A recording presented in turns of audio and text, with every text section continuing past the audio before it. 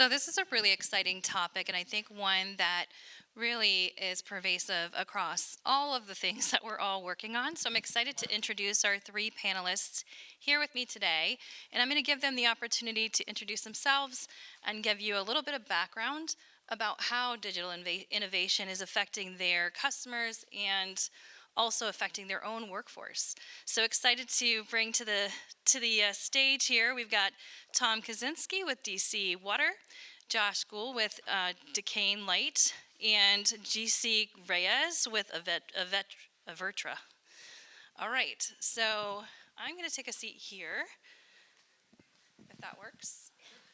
Okay, and I'm going to have Tom kick it off for us. Tell us a little bit about what you're working on related to digital innovation, what it means to you, and kind of what your hot issues are right now.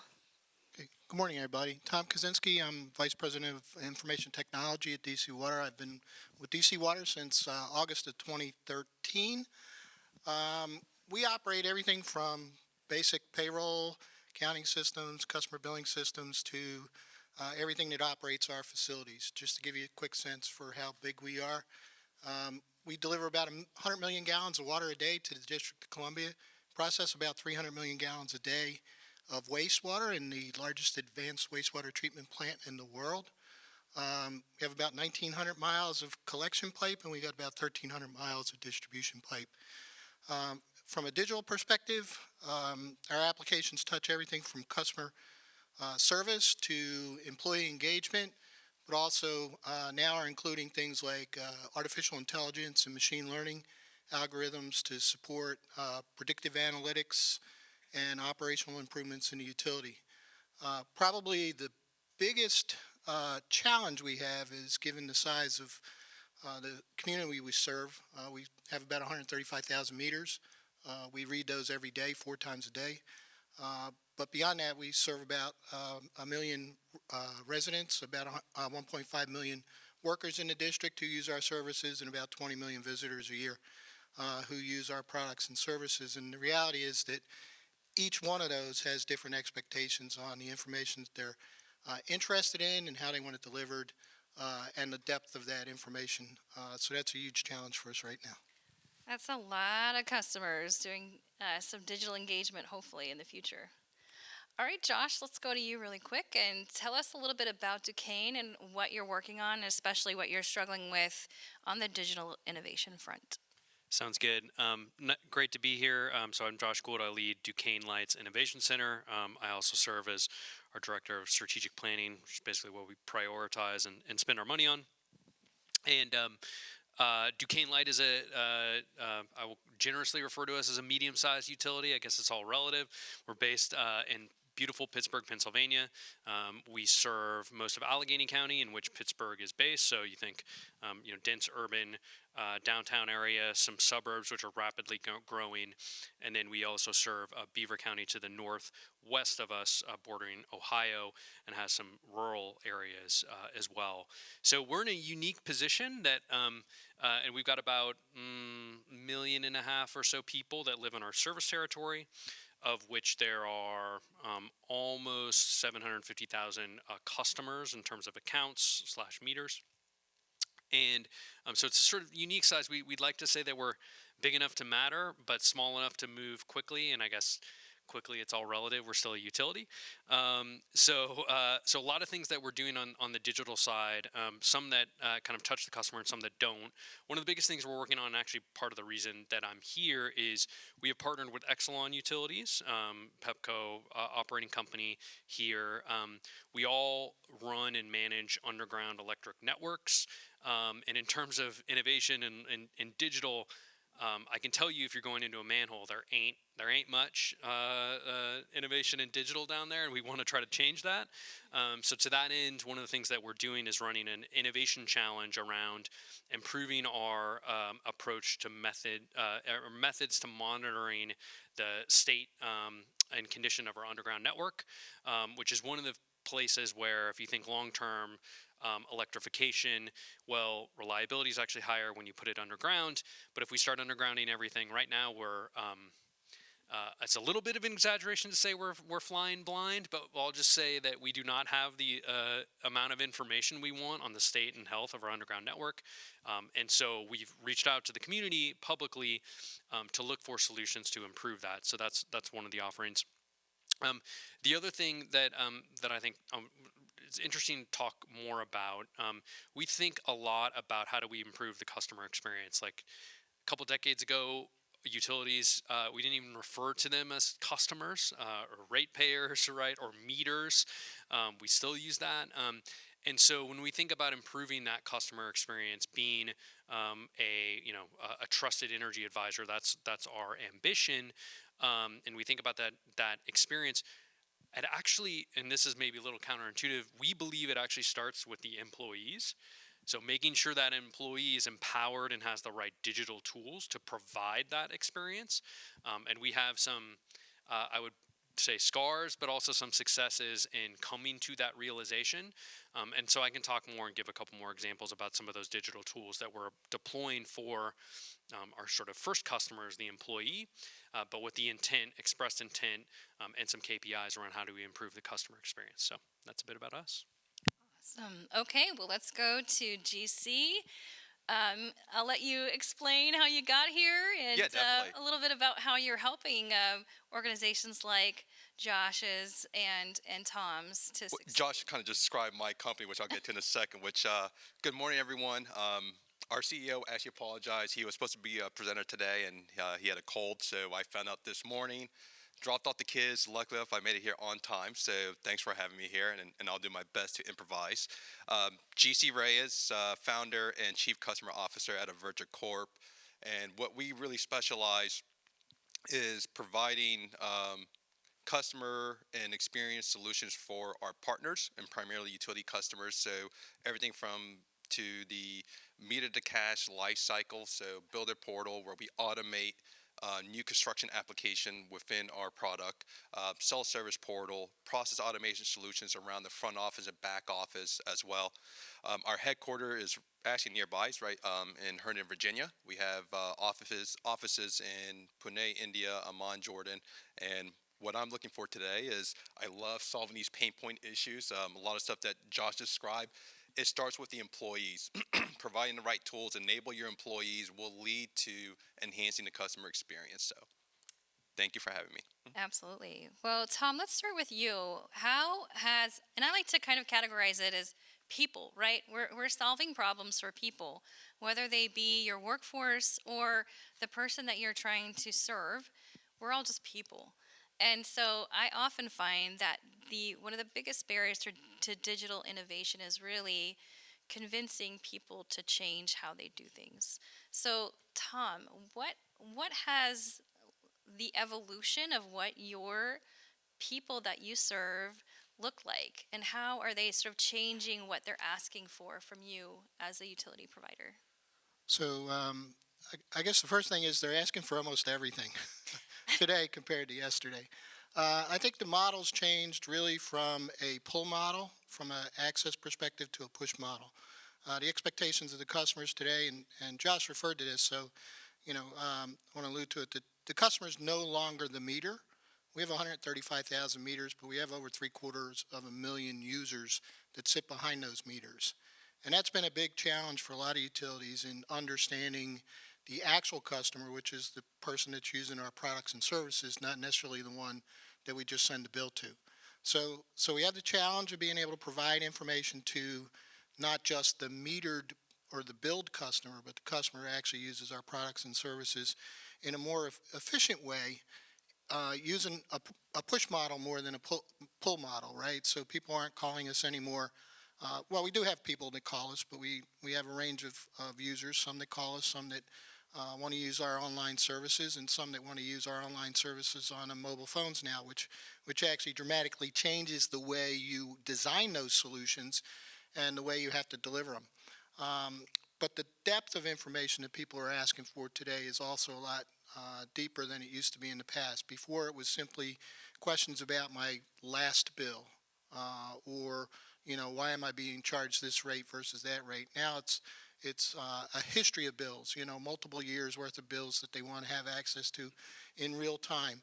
how do I compare to my neighbor's bill, or how do I compare to similar properties within the service territory that you supply? Am I the average customer that you talk about when you publish your new rates today? When you say your bill's going to, the average customer's bill is going to go up 5%. Well, am I average? Am I below average? Am I above average? Okay, so being able to determine that.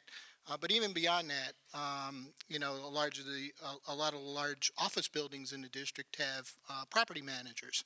They want to know a lot more detail about that building. They don't necessarily even want to know what my last bill was. They want to know what my usage has been over the last 15 minutes.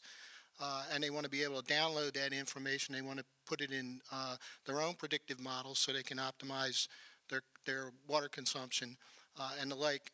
And then there's a whole range of operational statistics that people are interested in. How many main breaks have you had? Where have they occurred? How long was the service out? Have you had sewer overflows? Where have they occurred? And the like. So the range of information is much broader than it was 20 or 30 years ago.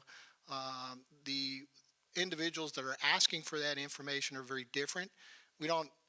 In the past, we hadn't known who was behind the meter. Now we have a responsibility to understand who's behind that meter, not only because they're asking these same questions, but we also have to communicate that with them when there are emergencies and things like that in the district as well.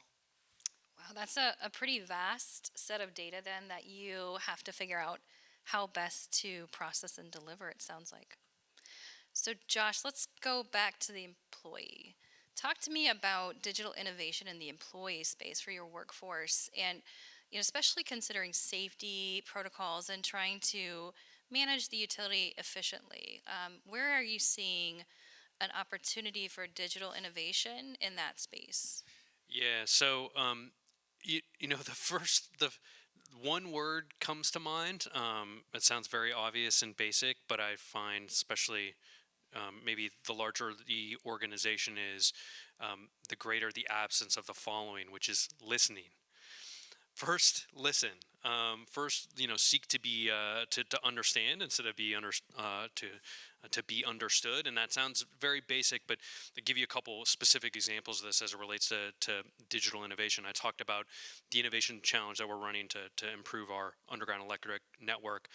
Well, especially for people outside of our industry, I think what oftentimes people don't understand is it still happens in this industry far too frequently that people don't go home the way they came in to work. Safety is still a real issue.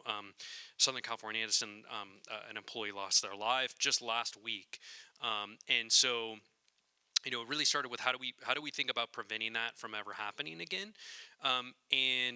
We had an incident, a major safety incident in our underground network in April 2021, which was the genesis of this challenge. And what we did for 4 or 5 months is we talked to as many people internally as we possibly could. What caused this issue? What were the contributing factors? What do you wish you had to avoid that issue in the first place? And instead of jumping to a course we want to solve that, and there were a number of near-term safety and operational things that we did do. But in the Innovation Center, we wanted to deeply understand that to get at the root cause and solve that problem. And essentially what we uncovered is, there was nothing that we felt would sufficiently solve the problem that we were aware of on the market, hence why we wanted to open this up to an innovation challenge. So why am I giving this example?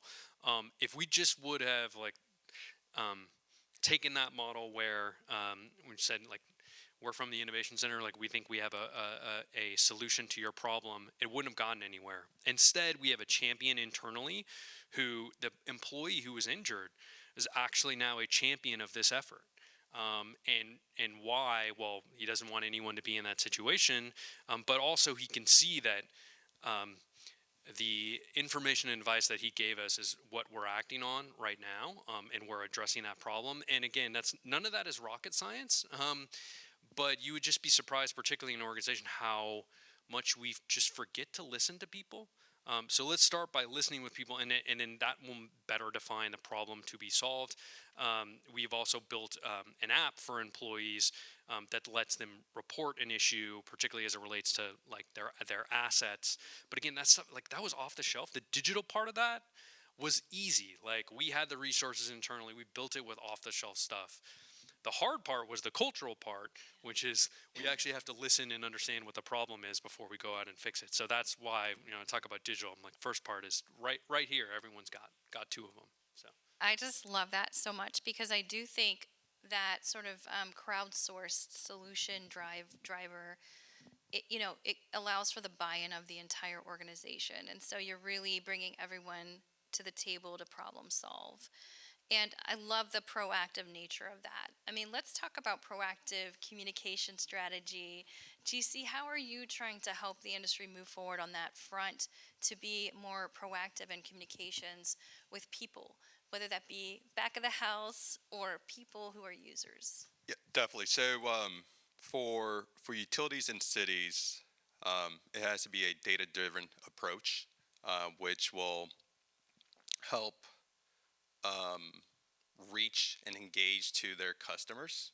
So for a few examples, predictive maintenance, insight of the usage and behavior pattern of your customers should be able to notify your customers in advance, right, of potential of outage or leaks within a household.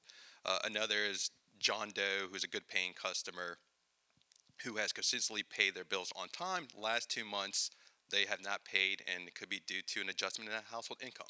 Well, let's offer the customer some programs, budget billing, payment arrangement, assistance programs as well. So I think this is an approach that would help reach out to the customers where traditionally, and it's outdated, the call center has been typically reactive, right? And that's a mindset that needs to change. And it starts to the leadership. And going back to Josh's comment earlier, it starts with the employees, right? It's from the leadership down, making sure there's clear alignment, objectives defined.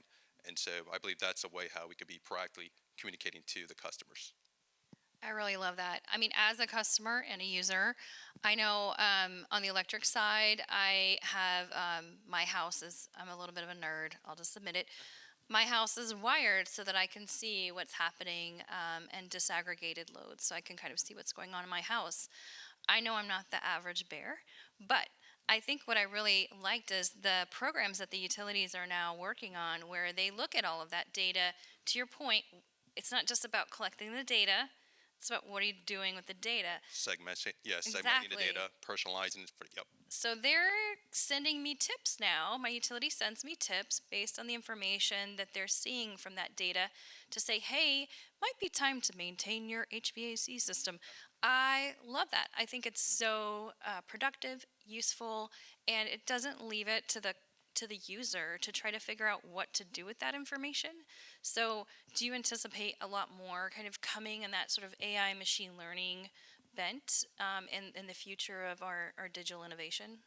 Absolutely, yeah. And with the going back to being proactive communicating, mobile app I think is the source of way to communicate to customers. Myself, the only time I'm on a web app is work related. So during business hours is the only time on the web. Other than that, I'm on my phone device. And so, I use banking as an example. When there's potential theft, I get a text message right away, right? And so that's the mindset that utilities and the cities need to have for the customers to serve them. And it's expectation, right? The younger generation, I see my children, they're very impatient. They want to be notified. They want to have control. And so we have to have that flexibility for our consumers. Tom, I know you're dealing with this head on with the whole segmentation aspect of it. You've got crazy early adopters like me, and then you've got people who are still needing to hear that information or receive information in different ways. So how do you manage that, especially from an equity standpoint? Like, how do you work through that so you're making the right investments? Well, again, I think there's two approaches. There's the obvious return on the investment or the benefit that can get created, and from an application, we have a range of users that we serve. People who are tenured versus people who are very young. Tenured folks tend to like the telephone. Then we have a group of users that are are using the desktop, which is where we focused a lot of our initial digital apps. But now we've got a large group of users who actually use the mobile phone, and that's become the platform of choice, I think, and will become the platform of choice going forward. And whether that's via voice or whether that's via visualization, we need to take all of those things into consideration when we build apps now. But we can't abandon our old service channels either, because there's still people that engage with us on a regular basis through that channel. So we need to continue to maintain those while investing in the future. I think the challenge is really recognizing when you need to start to make that transition more aggressively, right? So we can't not provide those online services. We can't not provide that mobile solution. But the extent to which we make that investment and the timing of that investment is really the decision point. It's not whether or not you're going to do it or not. You're absolutely going to do it. As GC pointed out, I live and die on my phone today. I can do anything on my phone from a work-related perspective or a customer perspective that I could do on my desktop before, or I could do on the phone before, or on the voice phone before. So, but this device has become our lifeblood in engaging with our customers and our employees now. The pandemic has made the office, the exception, not the rule anymore. A lot of our employees work from home, and we gauge them over these same channels as well. So like I said, I think it's really a timing issue to the extent that the level of investment is made. And then it's, the hard choice is when you abandon those old channels as well. But again, the data starts to give you insight into that as well. As people start to use services less and less and less, then, we have an opportunity to abandon them. But ultimately, I think the mobile device is going to be the platform of choice going forward. So forgive me. I know I'm a bit of a broken record here, but I have a story that's very relevant to this in terms of like how do we think about meeting customers where they are based on what their needs are. And again, the broken record part is it actually starts with making sure you have the right people at your company to understand what a customer wants from his or her experience. And one of the stories that really stuck with me was we had a customer call into the call center about their bill, and this customer was going through a gender transition, and so they wanted to make sure that the bill had the proper name, and was trying to explain this. And part of being customer centric is like all of us will listen to we'll spend some time listening to the calls from the call center, and we'll look at like chat logs and things like that as well.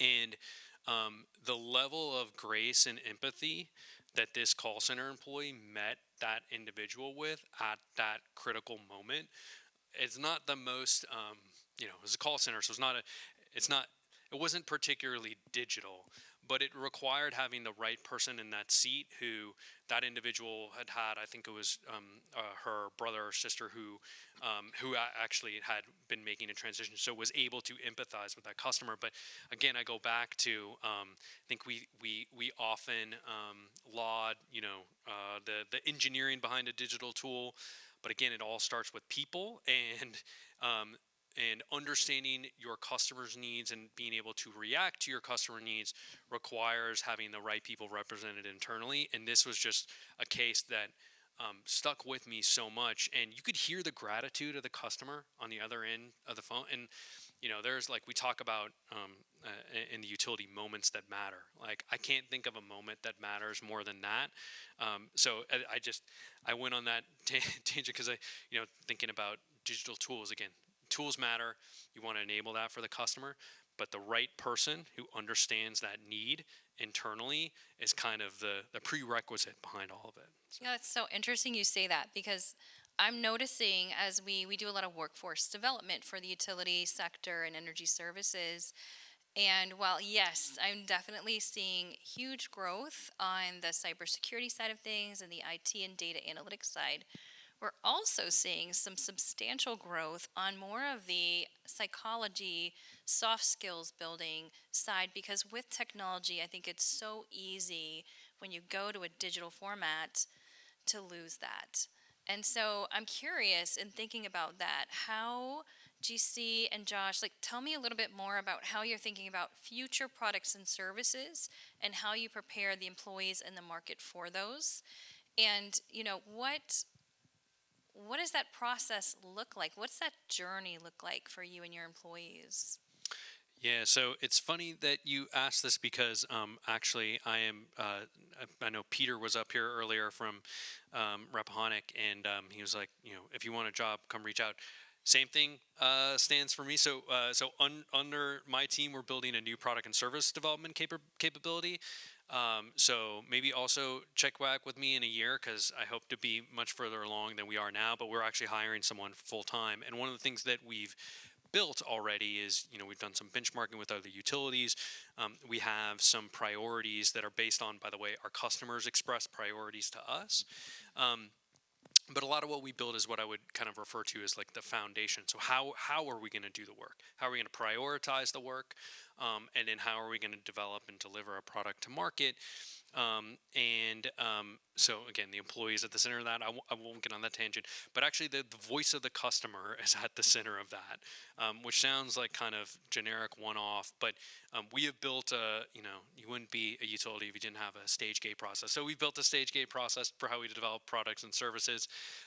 But in its defense, it has the particular piece of customer validation that you need at each step to move forward. If you do not have that piece of customer validation at every step, you do not move forward. And as you can imagine, as you get to greater maturity in terms of what gets launched, there's a higher bar for what's expected. And so things that we do along the way are, we start with, is there an explicit or implicit customer need for this product or service? That's step one. If it doesn't exist, then you don't have any business like building this thing. Okay, and then you start to develop the product service. We have customer research. We have panels, and then we have basically a group of what we kind of refer to as super users who are doing beta tests for these products or services. My point is, and you can literally see in our little stage gate process, like where and how the customer is represented at every step of the way. And that is the key highlighted piece. So like, I guess I wanted to illustrate, like, you got to be close to the customer. Customers are at the center of it. What does that actually mean? This is just an example of like how you build it in that process. And again, you don't move through the gates. It doesn't get to market if you don't have that customer validation. We try to build that in the process. So I'm going to go back to you, GC. So in thinking about that customer-centric frame of mind and the journey that our people go on, it's not just electricity, right? It's also water. It's also internet services. How do you think about that journey more holistically? How are you thinking about it to make sure that the customer experience is uniform and streamlined and like a good customer experience?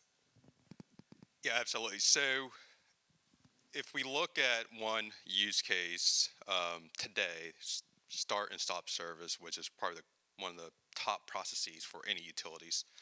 And today, typically, customer has to log into a online static form. They fill out the information, and it's routed to a queue or a generic email address, and back office has to go in and manually enter the information in the CIS system. Just see it, nodding your head. So I'm cringing because it sounds all too familiar. Well, wait till the second part of this. So, which you'll appreciate this, and I'm actually a former utility employee, and so I started off at a very young age. I should have actually mentioned this during my intro, and I was the young, right out of college, into utilities, live and breathe utilities, so have a great deal of passion of it. And same like you, Josh, I was like, this is horrible. We have our customers to log in, and one utility up in Northeast, and I won't mention who, but they have a backlog of start-stop service in their queue. And so what we've done at Avertra, we partnered with a local utility here, Fairfax Water, in which we automated that entire process. We got some resentment from the customer service, head of customer service, because they didn't think it was possible. And so through our self-service portal. Customers will log in, similar process, right? So a form, they enter information, their profile, service address they're moving into, but behind the scenes, we're actually processing everything in real time to their CIS system.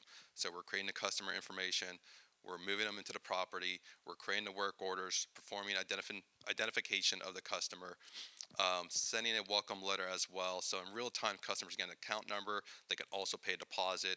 Prior to our solution, they had to wait a day or two to pay their deposit. And so within our platform, we have over, again, I think it's over 200 plus different scenarios, which you wouldn't think there are within Start Service, but there are. There's, I mean, landlord, tenant, the persona type as well. So there's all these different scenarios that we captured, and we went live successfully last year. And till date, right now, 50% of their stop service is processed through our platform, and for Start Service is 30%. So immediately they recognize the benefits, right? So we're enhancing the customer experience. We're also improving the employee experience. So now their agents are no longer working on repetitive tasks and work more enterprise value assignments.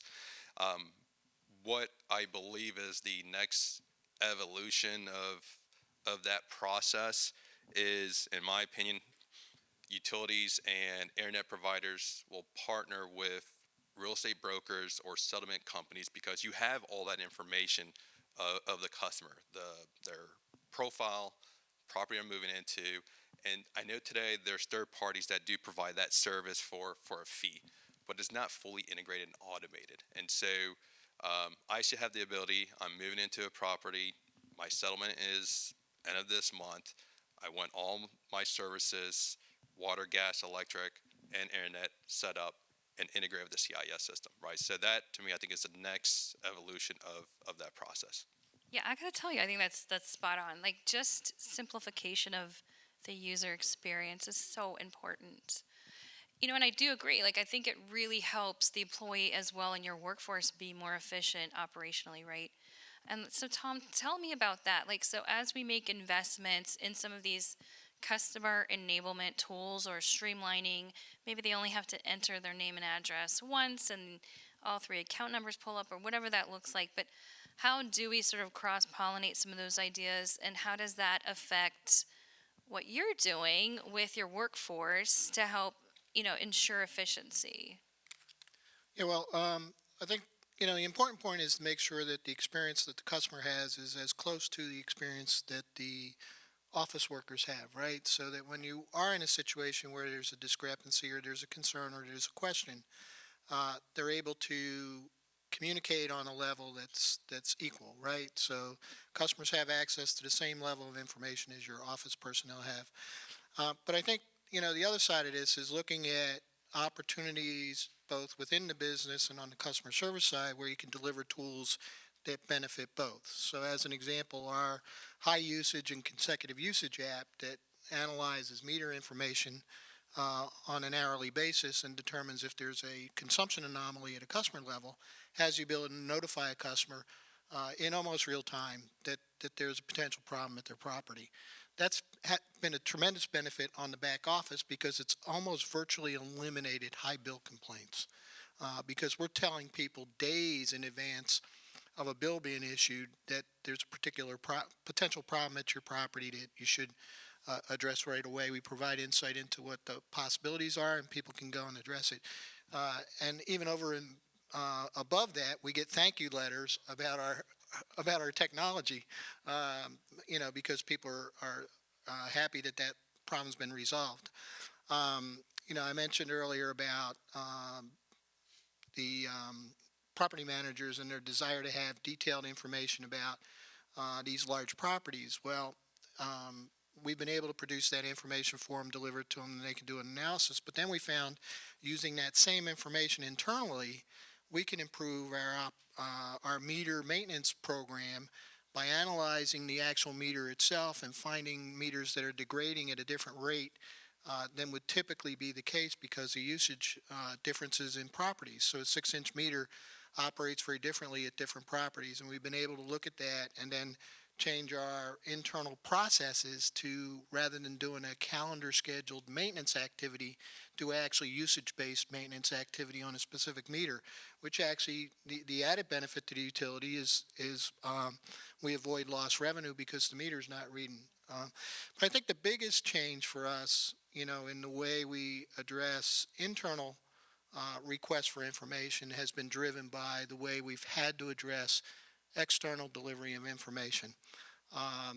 The techniques that we use for information presentation, visualizations, and things like that have dramatically changed because we've had to build solutions for customers that don't understand the underlying detail of the information that we're trying to actually present to them. And our visualizations have changed very differently for that group of customers versus what it used to be for our internal users. We, just generate a list and give it to Joe, and Joe will go over there and figure it out. But also the methods that we deliver the information with have changed as well. And our reluctance to provide access to information to our internal users has actually diminished as well. In the past, we'd ask 100 questions. Why do you need that? Why do you need that? Why do you need that? Well, our approach now is more information delivery and accuracy and exposing as much information to the end user as we possibly can. And by end user, I mean the internal user, so that they can do their own analysis and analytics and make decisions on how to best optimize their operation based on having access to the information without somebody producing a list that says, oh, this is the piece you need to do your job. So we've released that control over the information to the end user, and we've allowed them to use the data to answer their own questions rather than us trying to answer them for them. I love that so much, just because I think about the silo busting work that we're doing across different groups that we work with within the utilities sector, and that missing piece of that information not flowing through all the way has really, I've seen, just resulted in lost opportunities, right, for both the customer and for the utility staff. So that's really exciting to hear. So I'm going to just put this out there. We've got a lot of money coming our way here soon with the Inflation Reduction Act.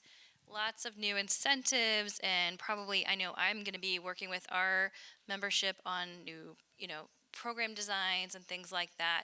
How might digital innovation factor into your forward thinking? So strategically planning for the future, as you are going to see more stacking of types of programs and incentives. How do you make this easier on you, easier on the employees to manage all of these different opportunities, but also how do you make that customer experience better using digital innovation to kind of help them identify all the possibilities that are going to be potentially available to them through the Inflation Reduction Act? Well, I was gonna say step one is to get Jen to move to our service territory, because it sounds like you're already a super user. So if you could just come to Pittsburgh, it's a really nice place. I'll look for some rental properties. How about that? That's a great place to start. But I would start with going back to what Tom was saying around. We refer to it as democratizing data internally. So I think especially with like utility culture, there's a old school sort of command and control. Like it's all going to sit at the top, and we're going to like parse it out in little tiny pieces because we know all at the top, and essentially what we've tried to do is try to democratize the data. And there's a lot of like not always so sexy things that that form a foundation for enabling that, like having a data lake. What are the right, like we even have data steward, like, so who owns the data, who controls the data, to what degree is that data, in some limited circumstances there is a good reason to hold that data tight, right? Privacy concerns or whatever. And so thinking about what the standards are around that. And that's like not always the sexy work, but again, goes back to, I know, broken record, right? Employee experience. Well, democratizing that data is a necessary foundation to empower our employees and to give them the right tools so that they can enable that customer experience, right? So that they can enable that program that draws on, the IRA incentives, that has the, we're talking to our skilled trades about like, what might it look like to collaborate around a heat pump program where the scarce resource isn't actually necessarily the dollars, but it's the skilled folks who are going to actually install.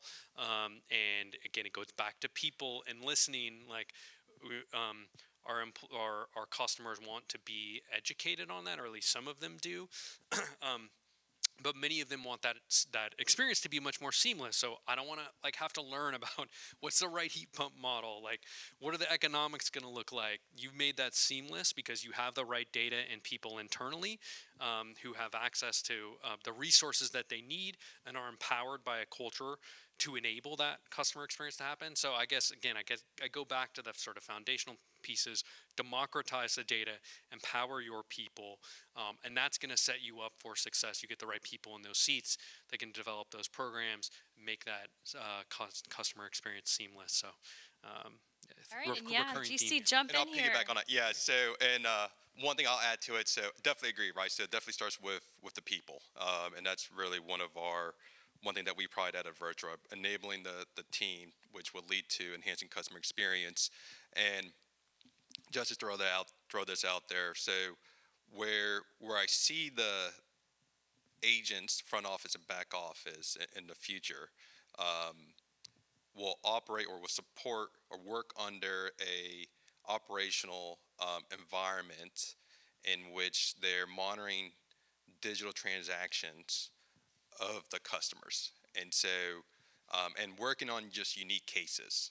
The agents will become more of analysts and enable bots or AI to learn new business process scenarios. And so this would require a new skill set resource, as like Josh was alluding to, with regards to people. So if someone more tactical and analytical of reviewing these digital transactions or monitoring these digital transactions of the customer, in which disputes are handled through these channels, self-service. Going back to my comment earlier about start service, that's all handled through digital transactions. And so, empowering the resources within your front and back office will lead to enhancing the customer experience.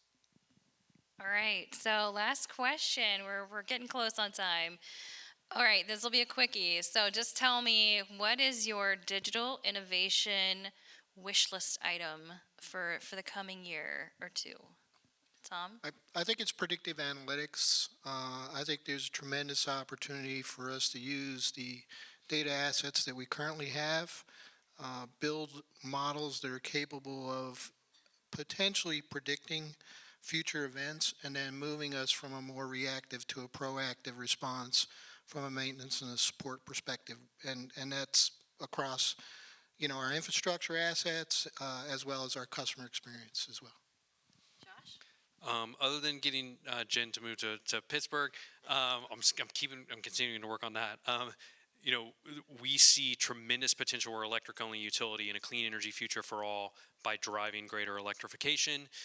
One of the highest impact ways to do that is a heat pump, and looking at that customer experience, there's so many points of friction, and so we'll see if we can do it over the next year. I think it's a bit ambitious, but trying to remove the points of friction from that process so that a customer can more seamlessly electrify, starting first and foremost with a heat pump. So that's in top of my wish list.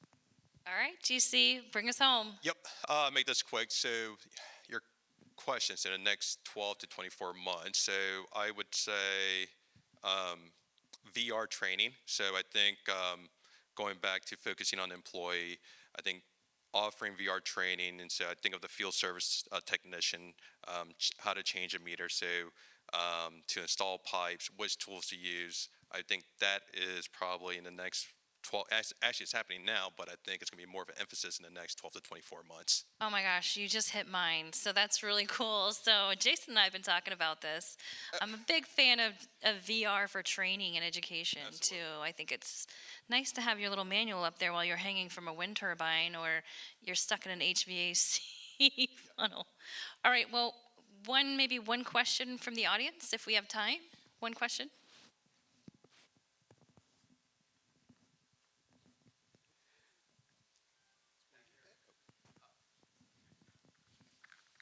Right next to me. I missed you. Darren Tillman from Baltimore Gas and Electric. Specific to Tom and Josh, we talk about innovation and ensuring our customers have what they need. What are some of the things you all are doing to ensure that we don't leave the workforce behind too with innovation as well? Yeah, I think, most of our employees work from home today. That was not the case 2.5 years ago. And that's provided a tremendous benefit to the individual from a work-life balance perspective. But I think society as a whole, I mean, you're not on the road 45 minutes a day each way into the district. It's actually allowed people to have a better work experience, but also a better home life as well. And I'll just give a brief story. I promise I'll be quick because I know we're over time. We built what's called a Here For You app, is what we call it. So all employees can download it, have it on their phone. And what it allows you to do is, if you are just in your normal course of business, you don't even have to be at work, you encounter a customer with a problem, or you see a potential safety issue or an asset issue, you can report it through this app, and there's a workflow behind it. And basically it means that, it enables some action to be taken upon what you're seeing as an employee. And just my quick aside on this, because I flew in from Pittsburgh, I was a couple months ago at the airport, and someone saw that I was working at Duquesne Line. She said, in my neighborhood we have a street light out. We own and operate a street light network, and I was able, I think it's a little bit different being more senior in the organization. I was able to call up the individual and get that problem fixed.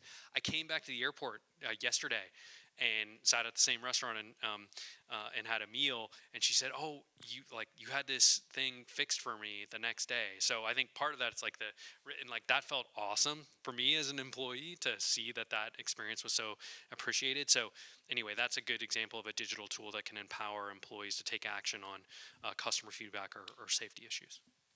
Thank you so much. Let's give our panelists a big round of applause.